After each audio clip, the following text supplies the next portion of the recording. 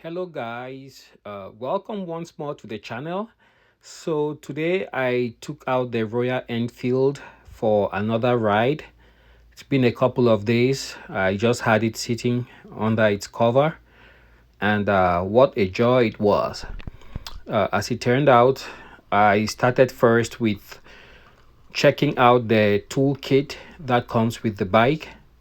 It is stored underneath the rear seat. So bring it out, and it's sealed in this plastic bag. So you just have to tear open the bag, and inside you have a pouch with a Velcro seal, and that's where the tools are stored. So open that up, and let's put out all the tools and see what comes with the bike from the dealership. As you can see, these are all basic hand tools that you could use at home to do some basic servicing.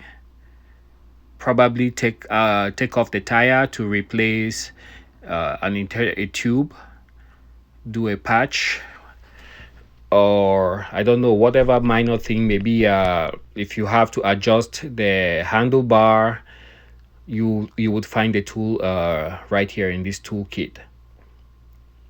But I should say the open end wrench, the quality wasn't very good. That's a 10 and 12 millimeter. So it might be good for a couple of uses, but if you plan on using it more than a couple of times, you are better off just matching the tools and getting a better quality to carry with you. And like I said, I believe these are the essentials that would do most of the fasteners you have on the bike. That looks like a spark plug tool. So just plan on matching the same tool sizes and carry them in your pouch. There you have a Phillips and flathead reversible screwdriver, and I believe that's a 13 and a 17 inch centimeter open end wrench. So that's what we have for tools for the bike. It's no longer a mystery. Now I know what I have with me each time I'm riding the bike. I must admit, some of the tools I'm not very sure what they do and how they work. So now we got everything back in the pouch. Sorry, that's a little bit overexposed. My exposure wasn't correct on the camera. You can see the background is washed. And then those are the documents for the bike.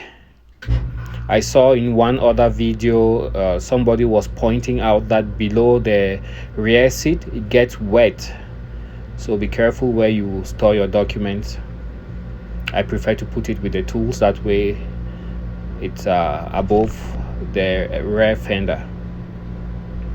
All right, with that being said, let's fire up the bike and see if we can go for a short ride.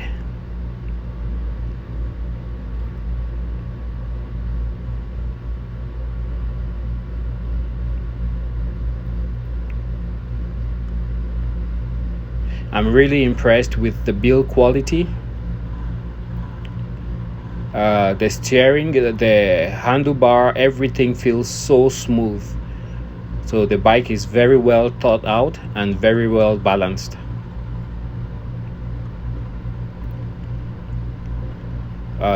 Delivery of power is very predictable. The clutch is very progressive, so no surprises there. The bike takes off in a manner that is totally comfortable and under control. Here I'm going slowly because of the very high temperature today. The little lab on my left, he has a black coat and he wants to chase the bike, so I'm just going slowly, that way he doesn't get burnt out.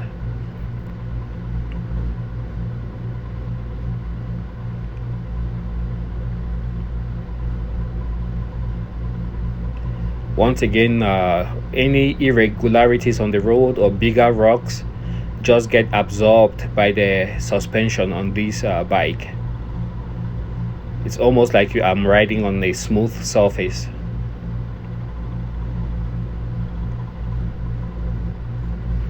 I haven't really ridden this bike for long, or adventure bikes as such. So coming from a street bike, I would say the suspension here is really amazing. It makes this ride almost like a Mercedes. It just pretty much glides on the road. You don't feel the imperfections of the road. Up front you have the 21-inch tire, and then in the back it's 17-inch. So that's just a perfect setup for going over some very big or deep potholes or big obstacles.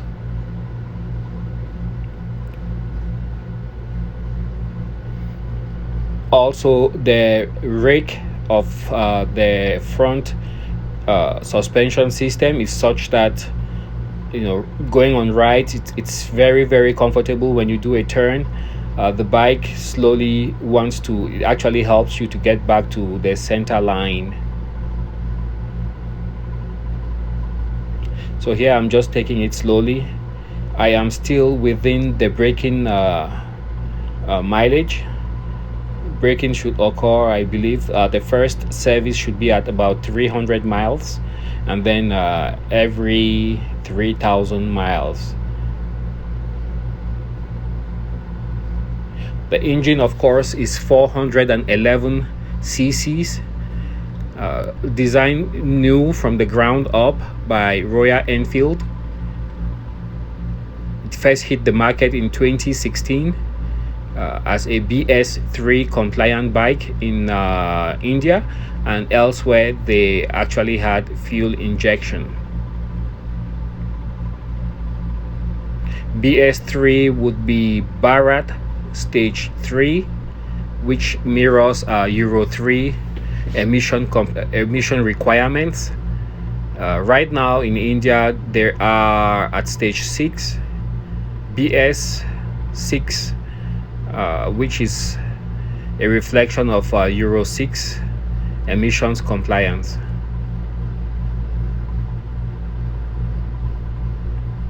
The BS6 bikes actually have a slightly lower horsepower rating compared to the BS4 bikes with fuel injection. That's mostly because of the addition of safety equipment and also emissions equipment. So I had to leave Roy at home where it's cool in the AC, and then climb on the bike to go for a proper spin around the neighborhood.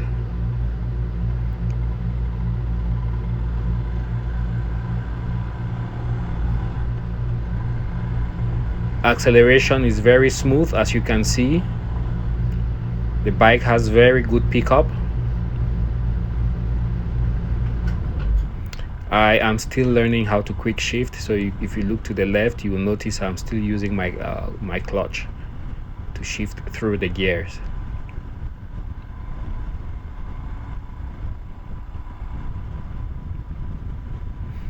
The bike has 5 forward gears. The 5th gear, I was expecting that it would be a very long gear, but apparently that is not the case. So you could very comfortably be cruising on 4th or 5th, going about 40 to 50 miles per hour. And another thing I noticed, it's very easy to make very tight turns with the bike, compared to the street bikes I've been riding before, or the sport bikes I've been riding before. And the way the bike accelerates and the way it handles, it's very easy to forget that it weighs more than 400 pounds. These bikes weigh anywhere from about 410 to about 425 pounds.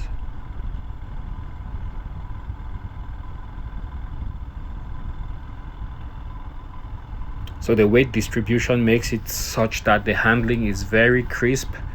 You don't feel the weight of the bike at all, and the low seat height also makes the bike less intimidating for shorter riders or riders who are not so physically strong.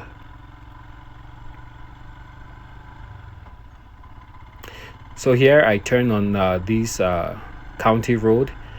It has loose dirt, and it's just to see how predictable the bike can be when you're riding on very loose dirt. So here you have mostly gravel and little pebbles, so it's very the riding surface is very prone to shift underneath the tire of the bike. I guess it's in similar circumstances where most off-road or adventure bike riders end up dropping their bikes. So I was just trying to get a feel of what the bike would do under these circumstances.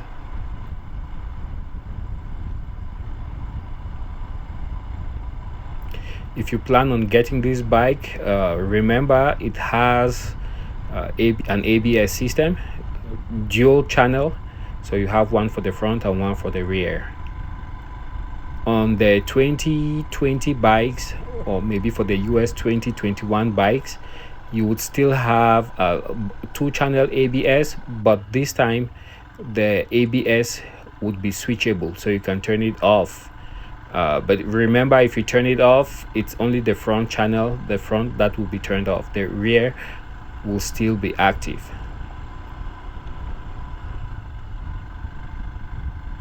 That's such an important safety feature because most bike crashes, if you look, is mostly when people are trying to do an emergency stop and then they step really hard on the brake because they panicked, and then they lock up the tires and then subsequently lose control. I was riding as a squid, so I didn't have any safety gear on. That just taught me a lesson. My eyes got blanketed by the dust. So the next truck coming, I basically just stopped by the side of the road. It's very dangerous to proceed and then have dirt in your eyes. Then you have to close your eyes and you're riding blind. So it's much safer to just stop, let the truck go by. There isn't much traffic. I really found it challenging to adjust the mirrors to where I could see behind me comfortably. If anyone has a tip on how to do that, please do leave a comment in the comment section below. As you can see, my rear view mirrors are of very little use to me right now because I couldn't get them to adjust to where I could see behind me. I am sure it's an easy fix. It's just that I didn't want to use too much force and probably break something.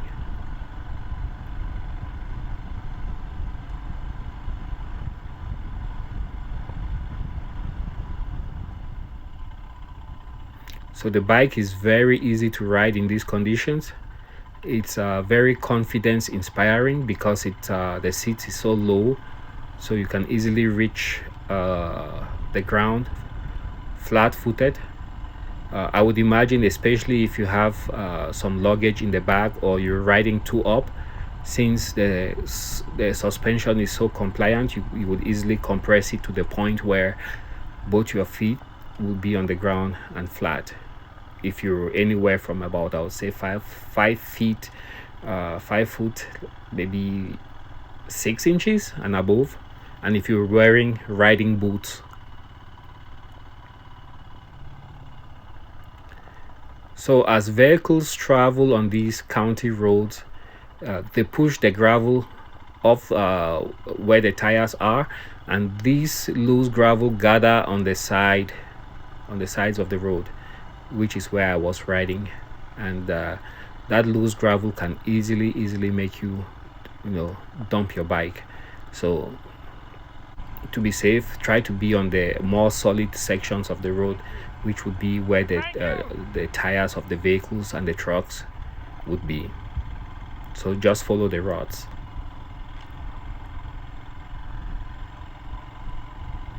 that was a very sensible semi driver. He stopped, and because he saw the amount of dust he was raising, and he kind of helped me by stopping to let me go by. So here we got off the dirt roads and we're coming back to this is not the highway, this is just a back road. We'll do a quick left turn.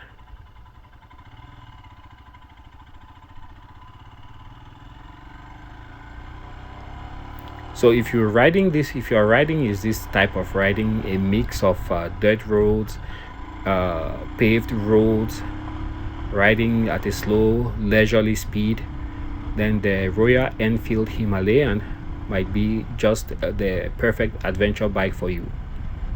It's lightweight, it's not very heavy or big, and easily maneuverable, as opposed to some of the Liter Plus adventure bikes, which are huge monsters. They're more comfortable going in a straight line, and then it's people riding those, at times they feel unsafe riding solo, because if you drop them, it's very difficult to pick up.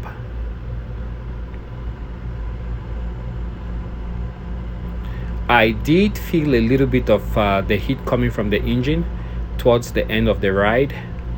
By then the temperature on the gauge was reading about 112 degrees Fahrenheit, which is about 44 degrees for the ambient air temperature.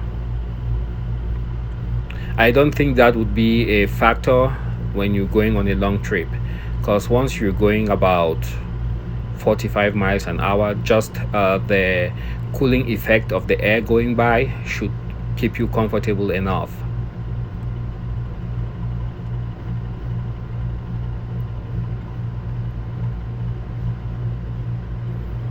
We do a left turn.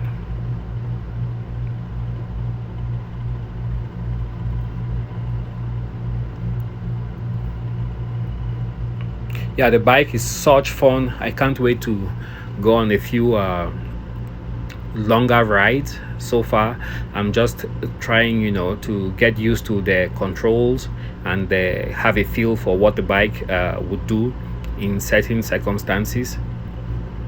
And so far the bike has been very well behaved, performing either at or exceeding my expectations.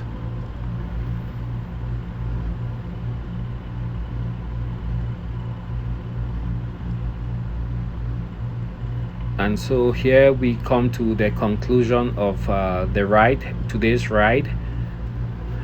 Usually what I do is, after riding, I'll leave the bike out to cool for a little bit before I put it away, and then place the cover on the bike.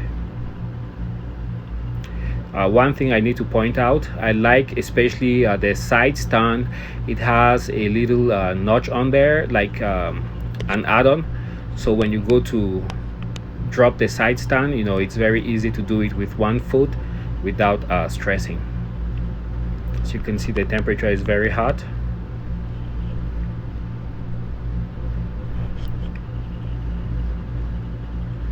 Yeah, there you can hear the exhaust coming out from the thumper. Totally love the bike. And yeah, today I actually got it dirty. If you can look at the rims, you see all the dust that's accumulated there. So yeah, this is almost like it's a baptism of dust.